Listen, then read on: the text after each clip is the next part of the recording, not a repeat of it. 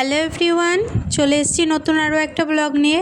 আজকের ব্লগটা নিশ্চয়ই থাম্বনেল দেখে বুঝতেই পেরে গেছো কতটা স্পেশাল।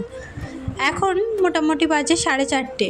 আমি সব কিছু কমপ্লিট করে নিয়েছি, তারপরে বেরিয়ে পড়লাম আজকে দেওঘর যাওয়ার উদ্দেশ্যে। অনেকেই বলেছে এই দেওঘর কি করে যেতে হয় সেই উপায়গুলো একটু যদি ভিডিওতে বলো।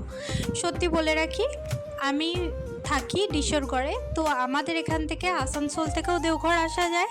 আবার আমাদের এখানে সীতারামপুর বলে একটি স্টেশন আছে, সেখান থেকে আমি দেওঘর যাওয়ার টিকিট কেটেছি মাত্র 25 টাকায়।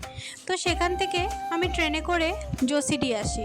যশিডিতে নেমে এখান থেকে একটি টোটো ভাড়া করি। প্রথমে তো একটি অটো বলে 30 টাকা করে যাব, কিন্তু পরবর্তীতে ওই অটোটা একটু ভর্তি হয়ে যায়, তাই জন্য উনি আর যেতে চান না। তাই জন্য নতুন আর একজনকে ধরি, সে বলে 200 টাকায় যাব। আবার পরবর্তী একজন বলে 100 টাকায় যাব। যাই হোক, সেই করতে করতে 100 টাকায় রাজি হয়ে চলে এলাম দেওঘর। আজকে দেওঘরে যাব বৈদ্যনাথ ধাম। যারা যারা আমার ভিডিও দেখছেন তারা অবশ্যই একটা লাইক করবেন, আর হর হর মহাদেব লিখে অবশ্যই কমেন্ট করবেন। আজকে এখান থেকে প্যাড়া কিনলাম। সত্যি বলতে অনেক জায়গায় প্যাড়া খেয়েছি, কিন্তু এই দেওঘরের প্যাড়ার মতো কোনো প্যাড়া হয় না বললেই চলে। আজকে চলে এসেছি দেওঘরে বৈদ্যনাথ ধামে, আর এখান থেকে ফুল নিলাম আর সংকল্প করিয়ে নিয়েছি। আর যা যা করার ছিল সব কিছু করে আমি এখানে পুজো দিতে ঢুকলাম।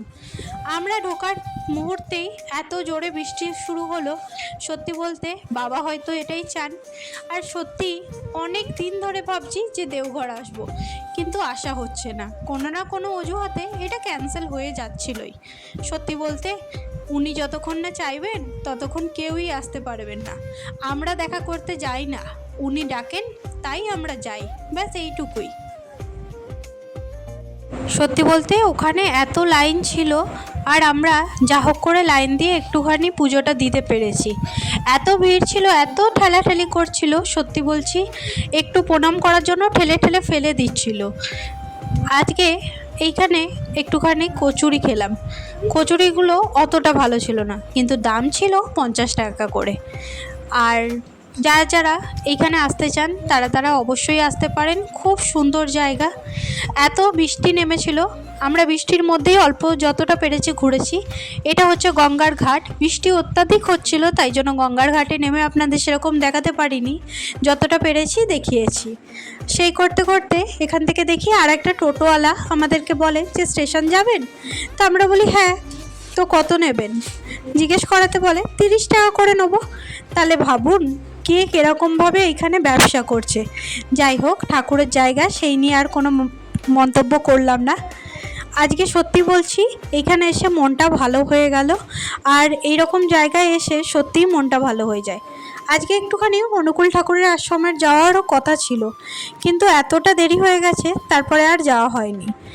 আর দেখি শীতকাল করে একবার আসবো, অতি অবশ্যই যাব।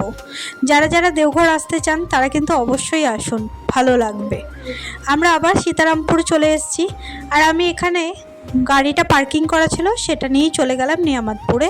এইখানে একটুখানি ছোলে ভাটুরা অর্ডার করেছিলাম। সত্যি বলতে অনেকটা খিদে পেয়ে গেছিলো, আস্তে আস্তে প্রায় 5টা বেজে গেছে। তো হোটেলে একটুখানি খেয়ে তারপরে ভাবলাম বাড়ি যাব। যাই হোক, খেয়ে বেরিয়ে পড়লাম এই বরাকরের রাস্তা দিয়ে বাড়ি যাওয়ার জন্য। আর আজকে বিকালবেলার ওয়েদারটা এত সুন্দর ছিল, সত্যিই ভালো লাগছিল। আর ভিডিওটা যদি একটুও ভালো লেগে থাকে অবশ্যই একটা লাইক করে কমেন্ট করো।